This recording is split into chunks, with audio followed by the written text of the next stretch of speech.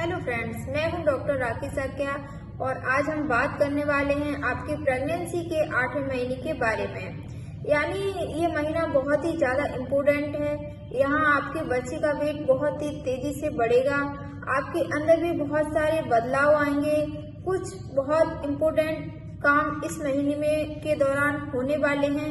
इस महीने के दौरान आपको क्या क्या ध्यान रखना है, प्री मैच्योर लेवल को अवॉइड करने के लिए क्या क्या करना है, नॉर्मल डिलीवरी हो उसके लिए आपको क्या काम करना है, बच्चे का वेट बहुत ही अच्छे से बढ़े उसके लिए क्या करना है, कौन सा ब्लड टेस्ट करवाने हैं, कौन सी सोनोग्राफी करवानी है, तो सारी बातें हम इस वीडियो में डिस्कस करने वाले हैं। फ्रेंड्स, तो आखिरी तक जुड़े रहिएगा और अच्छा लगे तो इसको लाइक भी कर दीजिएगा। अभी तक आपने मेरे चैनल को सब्सक्राइब नहीं किया है तो प्लीज सब्सक्राइब कर लीजिएगा, क्योंकि आप लोगों के लिए ये बिल्कुल ही फ्री है।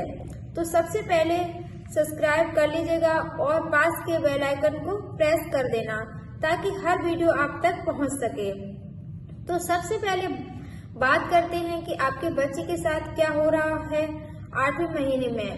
आपके बच्चे के साथ बहुत ही बदलाव आएंगे। सबसे बड़ा बदलाव वो उसके हाइट और वेट में होगा। उसका वेट बहुत ही तेजी से बढ़ेगा। 7वें महीने में आपका बच्चा जहां 1 या 1.2 kg का है वो बढ़कर 2 या 2.5 kg का हो जाएगा।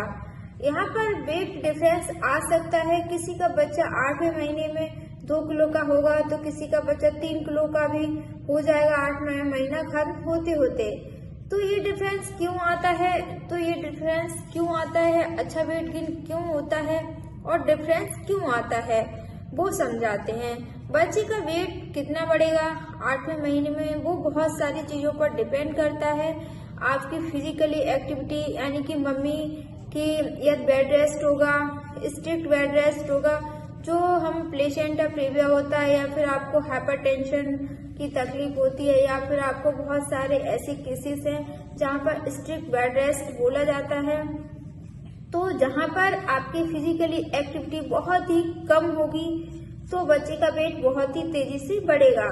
दूसरा होता है एमनियोटिक फ्लूइड और प्लेसेंटा। ये प्लेसेंटा है वो बहुत ही जल्दी से मैच्योर हो रहा है। बच्चे का वेट तेजी से नहीं बढ़ पाएगा। वहाँ पर बच्चे का कम वेट होगा। इसी तरह से अगर अंदर पानी बहुत ही कम है, IUGR हो सकता है, और भी बहुत सारी तकलीफें हैं जहाँ पर बच्चे का वेट बहुत ही कम बढ़ेगा। वो बच्चा बर्थ के टाइम तक, यानी कि 9 महीना खत्म होने के बाद भी जब उसकी डिलीवरी होगी तब भी 2 या 2.5 किलो तक का होता है। हेल्दी वाला बच्चा होता है तब भी। तो ये बच्चा वेट कितना बढ़ेगा इस महीने के अंदर वो बहुत सारी चीजों पर डिपेंड करता है। तो यहाँ पर आप स्ट्रेस मत लीजिएगा। अगर पहले नहीं बढ़ा है वेट तो बाहर आने के बाद वेट बढ़ जाएगा। तो बच्चे को वेट को लेकर आप बहुत ज्यादा स्ट्रेस मत लेना, जो एक मम्मी बहुत ही ज्यादा लेती है। दूसरा होता है बच्चे का लंग्स, यानी कि उसके लंग्स अभी अच्छे से मैच्योर हो गए होंगे कि वो शायद वहाँ पर प्रीटर्म डिलीवरी भी हो जाए, अर्ली डिलीवरी भी हो जाए तो बच्चा बाहर आकर सरवाइव कर सकता है। उसका ब्रेन डेवलपमेंट भी अच्छे से हो गया होगा। कोऑर्डिनेशन, यानी कि नर्वस सिस्टम भी अच्छे से डेवलप हो गई होगी। हाथ पैर अच्छे से कोऑर्डिनेट कर सकता है। सकिंग मूवमेंट अच्छे से आ गई है। पूरा उसका जो एलिमेंट्री कैनाल, यानी कि उसका पेट, आंत वगैरह सब अच्छे से काम करेंगे। बच्चे की प्रीटर्म डिलीवरी वाले जो बच्चे होते हैं वो भी बाहर अच्छे से सरवाइव कर लेते हैं। 8वें महीने वाले बच्चे तो यहाँ पर बच्चे का विकास ऑलमोस्ट कंप्लीट माना जाता है, क्योंकि 8वें महीने तक ऑलमोस्ट कंप्लीट ही माना जाता है। दूसरी चीज क्या होती है, 8वें महीने के दौरान जो बच्चे का फिक्स हो जाए, यानी कि कई लेडीजों को ये कंफ्यूजन रहता है कि अभी तक मेरा बच्चा फिक्स नहीं हुआ है तो क्या नॉर्मल डिलीवरी होगी। अभी भी उल्टा है 8वें महीने में, तो क्या नॉर्मल डिलीवरी हो पाएगी? तो जी हाँ, कई बार 8वां महीना खत्म होने तक या फिर 8वां महीना खत्म हो जाने के बाद भी बच्चा आपकी सर्वाइकल कैनाल है वहां पर फिक्स होगा। तो अभी तक बच्चे का मूवमेंट कम हो रही है, बच्चे की मूवमेंट कम हो रही है, या फिर जो पोजीशन है वो चेंज हुई है, यानी कि ऊपर है या फिर वो क्रॉस में है। तो जैसे कभी ऐसा होता है कि ऊपर है या क्रॉस में है, तो बच्चा क्रॉस में है तो बहुत ज्यादा चिंता मत करना, वो 8वां महीना खत्म होते होते वहां पर फिक्स हो जाएगा। जब तक आपका 8वां महीना खत्म होगा तब तक धीरे धीरे वो वहां पर फिक्स हो जाएगा। दूसरा है उसका मूवमेंट को लेकर, बहुत ज्यादा परेशान होती है लेडी, तो मूवमेंट 8वें महीने में थोड़ी सी कम हो जाएगी। पहले जो आपको बच्चा पूरा घूमता था, पूरे दिन रात घूमता था, तो फिर इतना ज्यादा वो मूवमेंट नहीं कर पाया, क्योंकि यूट्रस जितना है उतना तो उसका साइज हो गई है, बच्चे का साइज बहुत ही अच्छे से बढ़ गई है, वहां पर एमनियोटिक फ्लूइड कम हो जाता है 8वां महीना आते आते। तो ये 2 रीजन की वजह से उसकी मूवमेंट स्पेस है, जो मूवमेंट स्पेस होती है सिर्फ हाथ पैर हिलाने जितनी ही, हाथ पैर जितने हिलाने ही जितनी ही रहती है, हाँ, लेकिन वो इतनी ज्यादा स्ट्रॉन्ग होगी कि आप उसके पंच को फील कर सकेंगे, लेकिन कम होगी। दूसरा एक काम रहता है नॉर्मल डिलीवरी की, दूसरा एक काम रहता है जो नॉर्मल डिलीवरी के प्रिपरेशन होती है। जी हाँ, ये आपको 8वें महीने में स्टार्ट कर देनी है नॉर्मल डिलीवरी के लिए। मेरी और भी वीडियो है, उसको आप देख लीजिएगा, उससे नॉर्मल डिलीवरी, उसको देखने से आपकी जो नॉर्मल डिलीवरी का रेट है वो बहुत ही ज्यादा बढ़ जाएगा। तीसरी एक बात होती है जैसे ब्रेक्सन हीट कॉन्ट्रैक्शन, यानी कि आपको ऐसा लगेगा कि आपको लेबर पेन स्टार्ट हो गया है और थोड़ी देर में ही आपका पेट बहुत ही कड़क हो जाएगा, फिर सॉफ्ट हो जाएगा, सीवियर पेन होगा, फिर पेन चला जाएगा। तो ये जो कॉन्ट्रैक्शन है वो बच्चे की डिलीवरी की प्रिपरेशन है। तो यहाँ पर आपको थोड़ा थोड़ा पेन होता है तो घबराना नहीं है। पेन के साथ आपको बहुत ही ज्यादा मात्रा में पानी गिरने लगे, या फिर ब्लीडिंग स्टार्ट हो, या फिर 1 घंटे में 4 पेन से ज्यादा पेन आए तो ही चिंता करना है, तो ही चिंता आपको करनी है। और कौन कौन से सिम्टम्स हो सकते हैं आपके अंदर, जो आपको यूरिन के सिम्टम बहुत ही प्रीमिनेंट हो गए हैं अभी 8वें महीने में, यानी कि बार बार यूरिन भी जाना पड़ेगा। दूसरा सिम्टम है यूरिनरी कॉन्टिनेंस, यानी कि आप यदि छींकते हैं या खांसते हैं या जोर से हंसते हैं तो आपको थोड़ा सा यूरिन पास हो जाएगा, ये नॉर्मल है। जी हाँ, ये नॉर्मल है। और जैसे ही प्रेगनेंसी खत्म होगी, डिलीवरी के 2 या 3 महीने बाद आपकी ये तकलीफ भी ठीक हो जाएगी। तो इसके लिए बहुत ही ज्यादा स्ट्रेस मत लेना। बड़े हुए पेट की वजह से भी बहुत सारी समस्या हो सकती हैं आपके साथ, जैसे चलने उठने में बहुत ज्यादा दिक्कत होगी, यदि आप नीचे से कुछ उठा रहे हैं, कुछ लेना चाहते हैं तो आपको लेने में बहुत ही दिक्कत होगी, बैठने में दिक्कत हो सकती है, या फ्रेश होने में भी दिक्कत हो सकती है। सोने में नींद में तो बहुत ज्यादा दिक्कत होगी, क्योंकि बढ़े हुए पेट की वजह से कुछ पोजीशन में आपको नींद नहीं आएगी, बेकेक होगा, या फिर बढ़े हुए पेट की वजह से एसिडिटी, नोजिया वाली फीलिंग बहुत ही ज्यादा फिर से हो जाती है। पूरी रात में आपको डकार आती रहती है, पेट भारी भारी लगता है, कई बार वॉमिटिंग तक हो जाती है। तो ये 8वें महीने की कॉमन सिम्टम्स हैं। इसके लिए रात में बहुत ही जल्दी कुछ खा लो। आप रात को सोने से पहले 8, 5, 6 बजे बहुत ही जल्दी आप शाम को कुछ खा लो, फिर 8-9 बजे दूध पी लो। उसके बाद आप कम खाइएगा। ऐसा हो तो रात में आप आपने साथ कुछ स्वीट रखिए, यदि आप कुछ चॉकलेट रखिए या फिर कुछ स्वीट रखेंगे। जब भी ऐसा हो कि जैसे थोड़ा सा पसीना आ रहा है या फिर घबराहट हो रही है तो थोड़ी सी चॉकलेट वगैरह खा लो, आपको अच्छा लगेगा।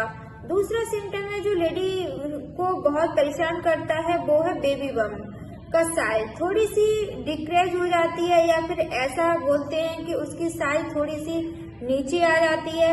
जो पहले आपकी फंडल एरिया है वो ऊपर की तरफ थी, वो अब जो ऊपर की तरफ की लंग्स हैं वहां पर फील होता था, वो अब थोड़ा सा नीचे आ जाएगा। क्योंकि जो बच्चा होता है आपकी पेल्विक बोन में फिक्स हो चुका है, तो बच्चा थोड़ा सा नीचे खिसकेगा तो पेट का साइज है वो थोड़ा सा नीचे दिखेगा। और तो आप बिल्कुल भी चिंता मत कीजिएगा। दूसरा एक सिम्टम हो सकता है इचनेस, यानी कि स्किन में आपको बहुत ज्यादा इचिंग आती है, खुजली बढ़ जाती है, तो ड्राई स्किन की वजह से हो सकता है। उसके लिए आप अच्छे से डेली रात को मसाज कर लीजिएगा और अपने ब्रेस्ट की केयर करना मत भूलिएगा। क्योंकि यदि 8वां महीना खत्म होने के बाद 9वां महीना स्टार्ट होने के बाद डिलीवरी के रेट बहुत ही ज्यादा होते हैं।